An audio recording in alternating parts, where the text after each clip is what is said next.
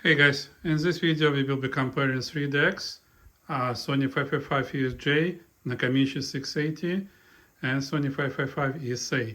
All three currently recording, and I will be recording all three decks and will show you which one is sound. Enjoy.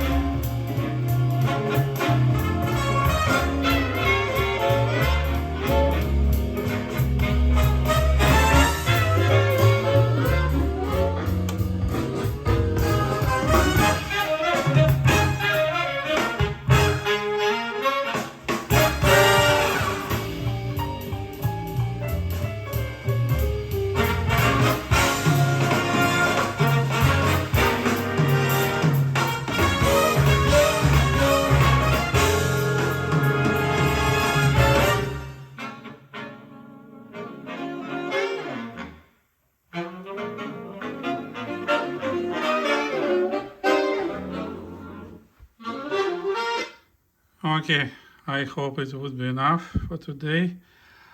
We've been listening this pretty nice big fat band. I'm really enjoying listening him. So, what's my opinion? They sound pretty close. Both Sony are like 100% compatible in the sound between themselves. And like I may change tape and it's plays exactly the same. And same balance and same tone and so on. Nakamichi, a little bit different. And like I did more tests with my other decks. I would say that Nakamichi is well compatible with Pioneer, with Akai. They all sound pretty similar. Considering Sony sound, before recapping it was harsh. After recapping, it's nice, very live, but it's bold. So like Sony always were famous for their like bold sounds. Someone like I have read reviews, someone tells us it's like electronic sound and very nice for electronic music. I would disagree. It plays jazz music really nice and really well with lots of details, but it's different. So if I will record tapes on Sony and will listen on Nakamichi or Pioneer, they will sound different. A little bit, but different, and that's bothers me really. If I record tape on Pioneer or Nakamichi, they will be fully compatible and sound pretty well with on Akai, Pioneer, Nakamichi, even on GVC Victor decks. So that was bothering me. That if I like to listen one set of decks, I have to have recording from this set. If I like to listen Sony decks, and it don't matter which Sony from the last generation, even 965 will play the same. The only difference would be the older generations, this 707. It plays differently from the Sonic perspective. Very interesting sound, but much simpler. These decks sounds unbelievable. All three of these decks, like lower decks here, they all sound so good that even if you consider spend 5 minutes, yesterday with my really good friend, we hang for more than 2 hours. When we were like intent was like 5-10 minutes. So I hope you enjoyed the same as I am. Let me know your thoughts.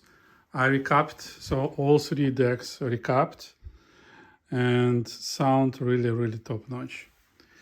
I already tell what I'm recapping, why I'm recapping, and how I modify schematic to make it sound clear and reduce a little bit intermodulation, like distortion on the high frequencies. So for example, when on Sony decks you record high frequencies like above 13-14 kilohertz, the amplitude starts jump due to modulation with bias. And when I replacing sequential capacitors on the schematic with a single capacitor of the twice less capacitance, it does a greater job and gives me 2-3 more kilohertz when there is no intermodulation distortion. Okay, so I hope you like it. Specifically, the final point which made me decide to recap this deck was that appears that on the left channel there was a difference on the levels between 400 Hz and 1 kHz, and it was almost 2 decibel. That's where I'm tuning by reference tape on 400 Hz, then start listening and one channel is off. So that's capacitors, they just old. I replace it and now decks sound terrific. So see you in my next videos. Hope you enjoy it and bye-bye.